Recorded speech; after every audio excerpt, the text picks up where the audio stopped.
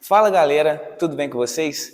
Hoje eu vou introduzir um pouco mais sobre imunologia do transplante para vocês. O transplante, também chamado de enxerto, é a transferência de células, tecidos ou órgãos com o intuito de restaurar uma função perdida. A gente tem 4 tipos de enxerto. Os enxertos são eles. O autoenxerto é quando o doador e o receptor são as mesmas pessoas. O exemplo é o enxerto de pele, uma parte do corpo para outra. Como o tecido é do próprio corpo, não existe rejeição. Logo após, temos o isoenxerto. Esse enxerto é relacionado aos gêmeos idênticos. Você tem um irmão que tem o mesmo material genético que você. Sendo assim, quando você for fazer o enxerto, o nosso organismo não vai reconhecer aquele enxerto como um corpo estranho. Sendo assim, tendo uma baixa rejeição. Logo depois, temos o aloenxerto. O aloenxerto é como quando temos dois indivíduos diferentes, mas da mesma espécie. Um exemplo disso é o transplante, a doação que a gente tem, como a doação de coração, de rim e de fígado. É aquelas típicas doações que a gente vê o pessoal na fila de espera do SUS. E para finalizar, o xenoenxerto é feito entre espécies diferentes, como o do porco para o humano. Um exemplo disso é a válvula do porco que usamos em algumas cirurgias cardíacas. Os tipos de reconhecimento são divididos em dois, direto e indireto. O direto, os linfócitos T do receptor reconhecem diretamente as moléculas do MHC, presentes nas células do doador. É importante falar que é uma reação rápida e interna, comum nas rejeições agudas. Logo depois, temos o indireto. São antígenos do MHC do doador, são processados e apresentados pelas APCs do receptor. Esse reconhecimento leva à ativação dos linfócitos T, CD4 e CD8, produção de citocinas e destruição do tecido transplantado. Fala galera, eu vou falar sobre tipos de rejeição do enxerto. Vou começar sobre a definição, rapidamente, o que é rejeição do enxerto. Resposta imunológica do receptor contra o órgão transplantado. É basicamente isso. Reforçar a importância do entendimento desses mecanismos para o sucesso dos transplantes ajuda bastante. Rejeição hiperaguda. Quando ela ocorre, galera? Minutos às horas após o implante. Ela causa anticorpos pré-existentes de receptor anti-AOB ou anti-HLA. O mecanismo basicamente formação intensa de trombos, necrose rápida do enxerto. A prevenção, galera, ela tem testes de compatibilidade e prova cruzada antes do transplante. Um resumo, basicamente, é rara hoje, mas quando acontece, o órgão é perdido imediatamente. Agora, eu vou falar sobre rejeição aguda. A rejeição aguda ocorre quando? Quando ela ocorre? Dias a semana após o transplante, pode surgir até meses. Mecanismos imunológicos. Celular, linfócitos, T atacam o enxerto. Humoral, anticorpos anti-HLA recém-formados, dano vascular. É isso aí. Vou falar sobre o tratamento. Geralmente reversível, com aumento da imunopressão. Basicamente, eu vou falar o resumo de tudo isso que eu falei. É a rejeição mais comum e ainda podemos salvar o órgão.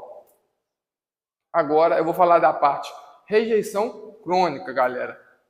Quando ela ocorre? Ela ocorre meses a anos após o transplante, varia muito. Características: fibrose progressiva do órgão. Espessamento dos vasos, perda lenta e contínua da função. É isso aí. Prognóstico: difícil de reverter, manejo focado em retardar a evolução. Participam fatores imunológicos e não imunológicos. Isquemia, hiperfunção, infecções, toxicidades de imunossupressores. Agora eu vou falar sobre mecanismos imunológicos gerais da rejeição. linfócitos T, citrosidades direta, inflamação, linfócitos B, anticorpos ativam, complementam, vasculopatia, citocinas aumentam a inflamação e recrutam outras células imunes. Macrófagos, dano tecidual adicional. Células efetoras, macrófagos e células contribuem para o dano tecidual. Foi o que eu falei. Conclusão do que eu falei até agora, a rejeição varia conforme o tempo de resposta e mecanismos imunológicos. Tratamentos e exames pré-transplantes são essenciais para evitar perda do enxerto. Foi isso, galera. Agradeço a compreensão, o tempo que vocês têm assistido o vídeo com a gente. Muito obrigado. Fala galera, hoje eu vou falar sobre a prevenção e o tratamento da rejeição. Quando o assunto é transplante, um dos maiores desafios é evitar a rejeição. Isso acontece porque quando o sistema imunológico do receptor reconhece esse órgão transplantado como algo estranho, ele tenta destruí-lo. Por isso, é fundamental o uso de estratégias de prevenção e tratamento. A principal delas é a imunossupressão farmacológica, que usa medicamentos para reduzir a resposta do sistema imune. Entre os mais importantes dela estão ciclosporina e tracolimo, que inibe a ativação de linfócitos T, sirolimo, que bloqueia a proliferação celular, corticosteroides, que reduzem a inflamação, e micofenolato mofetil, que inibe a síntese de DNA e linfócitos. Nos últimos anos, surgiram ainda as terapias biológicas, com o uso de anticorpos monoclonais, como o anti-CD3 e o anti-IL2R. Eles agem de forma mais específica e controlada sobre o sistema imunológico, trazendo resultados mais seguros e menos efeitos colaterais. Em resumo sobre tudo isso que eu falei, o sucesso de um transplante depende muito do equilíbrio entre controlar o sistema imune para evitar a rejeição e mantê-lo ativo tempo bastante para proteger este corpo contra as infecções. Com o avanço dos medicamentos e nas novas terapias, os transplantes estão se tornando cada vez mais seguros e eficazes, oferecendo aos pacientes uma nova oportunidade de vida. Fala pessoal, eu vou falar um pouco sobre o transplante de medula óssea e o GVHD. Bom, o transplante de medula óssea é uma importante terapia para diversas doenças do sangue. No entanto, ele apresenta riscos significativos, sendo o principal deles a reação enxerto contra o hospedeiro, conhecida como GVHD. A GVHD ela ocorre quando as células imunes do doador enxergam os tecidos do receptor como estranhos e começam a atacá-los. Ela pode se manifestar de duas formas. A aguda, que geralmente aparece nos primeiros 100 dias após o transplante, causando lesões na pele, no fígado e no trato gastrointestinal.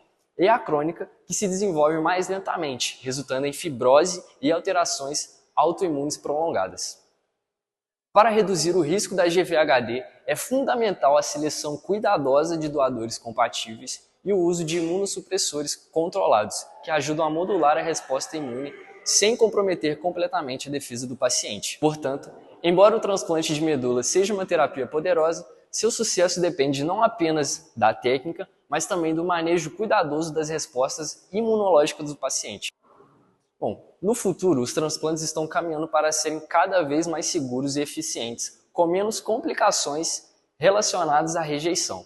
Uma das áreas mais promissoras é a indução de tolerância imunológica, que busca ensinar o sistema imunológico do paciente a aceitar o órgão ou tecido transplantado, reduzindo ou até eliminando a necessidade de imunossupressores, que hoje são essenciais, mas têm muitos efeitos colaterais.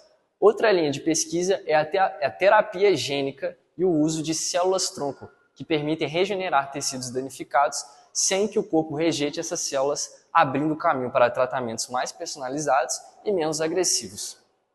Os xenotransplantes também estão ganhando espaço. A ideia é utilizar órgãos de animais, como porcos geneticamente modificados, com genes humanos para diminuir a rejeição e ampliar a disponibilidade de órgãos para transplantes. E por fim, a engenharia promete revolucionar a área, permitindo criar órgãos artificiais em laboratório que poderiam substituir órgãos doentes sem depender de doadores humanos. Essas inovações combinadas apontam para um futuro em que os transplantes serão mais seguros, acessíveis e eficazes, transformando a vida de milhares de pacientes. Então, diante das explicações dos nossos outros colegas do nosso trabalho, a gente chegou a algumas conclusões. Eu vou estar apresentando para vocês e para a gente chegar numa conclusão final. A primeira conclusão que a gente tem é o transplante é uma conquista médica, ela é fundamental, mas ela é limitada hoje em dia pela rejeição imunológica. Além disso, a conclusão 2, que a gente vai apresentar para vocês, a rejeição ela é mediada por células T e anticorpos, que reconhecem o enxerto como um ser estranho. Além disso, na conclusão 3, o controle depende da imunossupressão e da compatibilidade entre doador e receptor. Além disso, na conclusão 4, para a gente finalizar as conclusões, o futuro da imunologia dos transplantes está na tolerância imunológica e nas terapias regenerativas. Então, a partir da conclusão que eu acabei de apresentar para vocês, a gente está de apresentação a nossa referência bibliográfica. Aqui a gente utilizou o livro Imunologia Celular e Molecular, que o nosso professor Fabrício recomendou a gente que fizesse o nosso trabalho. Deu um branco agora. Corta. Isso.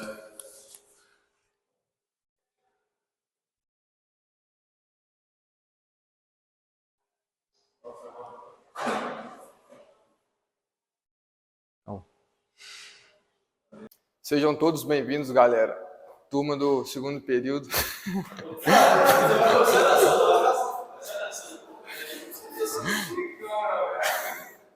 Ei, testando F, A, B, B, C, E, testando som, 1, 2. Fala, galera. Boa noite, bom dia.